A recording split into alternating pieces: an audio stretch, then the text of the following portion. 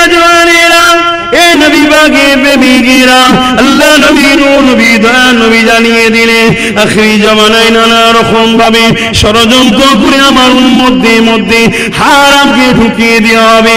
বিভিন্ন নাম দিয়ে বিভিন্ন পরিকল্পনা করে আমার উম্মতদের মধ্যে হারামকে ঢুকিয়ে দেওয়া হবে।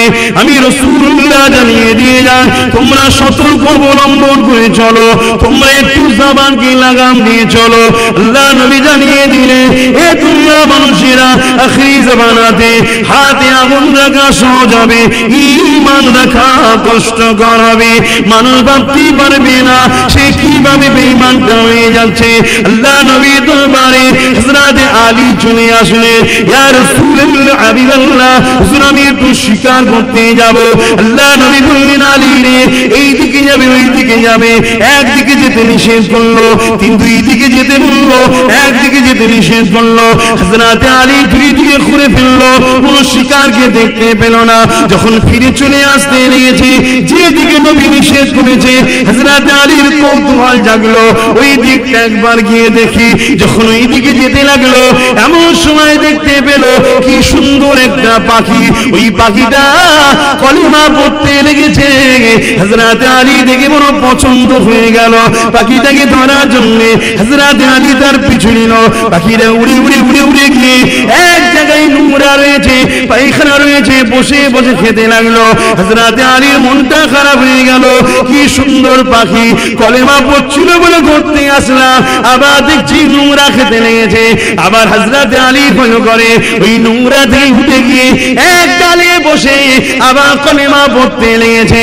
আবার হযরত আলী দেখে আবার পাখিরা কিছুক্ষণ পরে ওই নোংরা পায়খানা খেতে লেগেছে।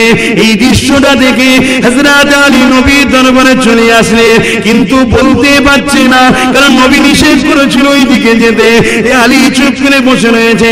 আল্লাহ নবী নিজে বলতে লাগলো, এ আলী রে, শিকারে গিয়েছিলে, কি ঘটলো কি বলবে না?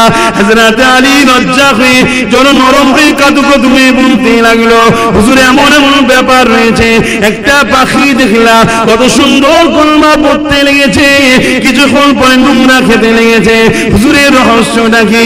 আল্লাহ নবী বলেছে, আলী ওটা হলো আমার আখিরি জামানার উম্মত। হুজুর বুঝতে পারলাম না। আল্লাহ নবী জানালে আমার আখিরি জামানার উম্মতরা দুনিয়ার ফিতনা জালে জড়িয়ে গিয়ে সকালে ঈমানদার থাকবে, সন্ধ্যায় বেঈমান হয়ে যাবে, সন্ধ্যায় ঈমানদার থাকবে, সকালে বেঈমান হয়ে যাবে। হালাল খাও হালাল খাও, আজ দুনিয়া তোমাকে চক্রান্ত করছে, নানান রকম নাম দিয়ে বিভিন্ন ষড়যন্ত্র করে আমাদের মধ্যে হারামকে ঢুকিয়ে দেওয়া। আল্লাহর রাস্তে সবর করো। নবীর পরিবারদের দিকে দেখো, তাদের পরিবারে এমনও দিন গেছে খাতুনে জান্নাত 3 দিন না খেয়েছিল, তথাপিও কোনদিন আল্লাহ পাককে অবজেকশন দেয়নি।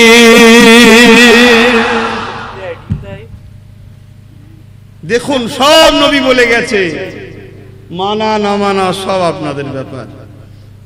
তাহলে এবার চলে আসেন আসল জায়গায়। 50, 60, 70 বছর মজা করতে গিয়ে আখেরাত জাহান্নাম কেউ চান? না বললে হবে না, তাহলে কাজে দেখাতে হবে। তো তাহলে আমরা ফলো করব কাকে?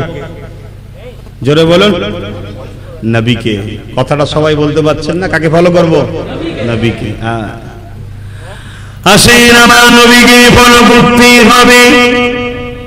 নবীকে ফলো করতে গেলে সব দিকে উত্তমভাবে ফলো করেছে কারা, তাদেরকে অনুসরণ করতে হবে। কেন আল্লাহ পাক কোরআন পাকের মধ্যে জানিয়ে দিলেন, কুল ইন কুনতুম তুহিব্বুনাল্লাহ ফাত্তাবিউনি ইউহিব্বুকুমুল্লাহ ওয়া ইয়াগফির লাকুম যুনুবাকুম ওয়াল্লাহু গফুরুর রহিম।